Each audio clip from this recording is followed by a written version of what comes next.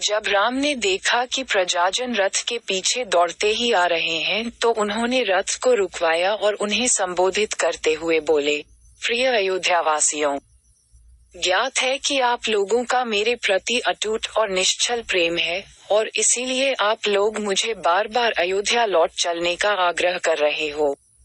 यद्यपि आपके इस प्रेम को टालना मेरे लिए अत्यंत कठिन है, किंतु मैं आप लोगों से आग्रह करता हूँ कि आप लोग मेरी विवशता को समझने का प्रयास करें। क्या आप लोग चाहेंगे कि मैं पिता की आज्ञा भंग करके पाप का भागी बनूं? मैं जानता हूँ कि आप लोग मुझसे वास्तविक स्नेह रखते हैं और ऐसा कदापि नहीं चाहेंगे। अतः आप लोगों के लिए यही उचित है कि मुझे प्रेम पूर्वक वन जाने के लिए विदा करें और भरत को राजा स्वीकार करके उनके निर्देशों का पालन करें। और भी अनेकों प्रकार से नगरवासियों को समझा बुझा कर राम ने सुमंत से पुनः रथ को आगे बढ़ाने का अनुरोध किया। कुछ क्षणों के लिए राम के कथन का प्रभाव प्रजाजनों पर पड़ा, किंतु रथ के चलते ही वे फिर से रोते बिलखते रथ के पीछे चलने लगे। वे राम लक्ष्मण के प्रेम की डोर में इतना अधिक बंधे थे कि चाहकर भी राम के द्वारा दिए गए उपदेशों और निर्देशों को क्रियान्वित नहीं कर पा रहे थे और विवश होकर बरबस रथ के पीछे चले जा रहे थे। उनकी बुद्धि उन्हें रोक रही थी, किंतु हृदय उन्हें बलात् रथ के साथ घसीटे लिए जा रहा था। उनकी भावनाओं के आगे उनका विवेक कुछ भी काम नहीं कर पा रहा था।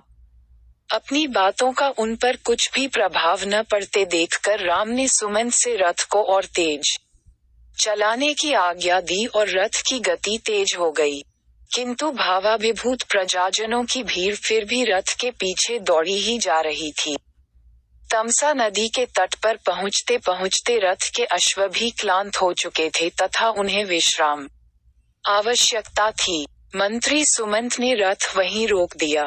राम, सीता और लक्ष्मण तीनों रथ से उतर आए। वे तमसा के तट पर खड़े होकर उसकी लहरों का आनंद लेने लगे। इतने में ही रोते बिलखते वे सहस्त्रों अयोध्यावासी भी वहां आ पहुंचे जो रथ की गति के साथ न चल पाने के कारण पीछे रह गए थे। उन्होंने चारों ओर से राम, लक्ष्मण तथा सीता को घेर लिया और अनेकों प्रकार के भावुकतापूर्ण तर्क देकर उनसे वापस अयोध्या चलने का अनुरोध करने लगे। रामचंद्र ने उन्हें अनेकों प्रकार से धैर्य बंधाया।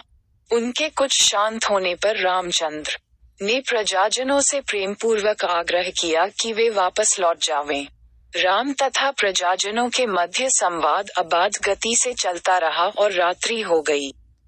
भूख प्यास तथा लंबी यात्रा की थकान से आक्रांत अयोध्यावासी वहीं वन के वृक्षों के कंद मूल फल खाकर भूमि पर सो गए।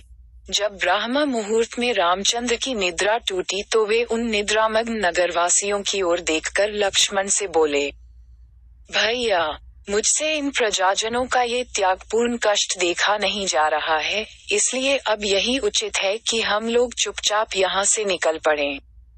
अतः हे लक्ष्मण, तुम शीघ्र जाकर तत्काल रथ तैयार करवा लो, किंतु ध्यान रखना कि किसी प्रकार की आहट न हो, वरना ये जाग कर फिर हमारे पीछे पीछे आने लगेंगे।